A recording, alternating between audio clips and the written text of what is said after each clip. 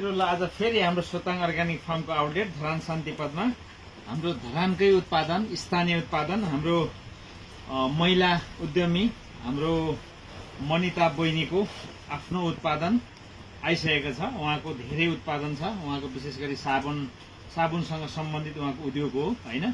निकै लामो वर्षदेखि यो उद्योगमा आबद्ध भएर निकै राम्रो काम गर्दै हुनुहुन्छ है। निकै गुणस्तरीय साबुनहरू उत्पादन गरेर हाम्रो उपभोक्ताजीवहरूलाई प्रदान गरिराख्नु भएको छ। त्यो भएको हिसाबले चाहिँ फेरि उहाँले चाहिँ अहिले नयाँ अर्को एउटा आइटम उहाँले हेम्पको गाँजाको साबुन पनि उहाँले तयार गरिसक्नु भएको छ।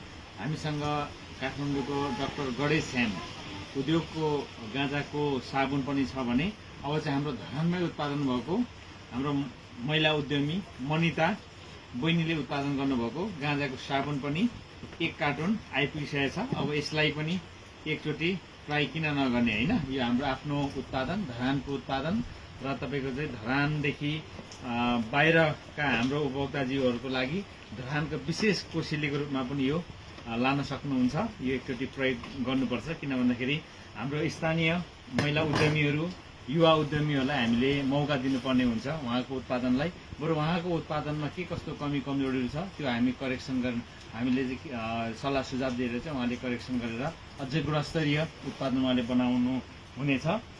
त्यही मैले पनि भनेको छु है। र अर्को चाहिँ उहाँले सधैँ चाहिँ हामीसँग पाइराख्ने है अर्को आजै मात्रै सकिएर आजै मात्र आइपुगेको छ। यो चाहिँ हाम्रो तितेपातीको साबुन है। यो तितेपातीको साबुन उहाँको थुप्रै साबुनहरू छ। चारकोलको छ, तपाईँ निमको पनि बनाउनुहुन्छ है। र अहिले चाहिँ यो चाहिँ नयाँ उहाँको फर्स्ट है यो गाँजाको साबुन बनाउनु भएको छ। एकचोटि यसलाई पनि प्रयोग गर्नका लागि म अनुरोध पनि गरेँ किनभने हाम्रै स्थानीय हाम्रै धरानको चेली मनिता बहिनीको उत्पादन हो। एकचोटि प्रयोग गरिदिँदाखेरि कुनै खेर जाँदैन है। ल हाम्रो सोताङ अर्ग्यानिक फार्मको आउटलेटमा आइपुगिसकेको छ।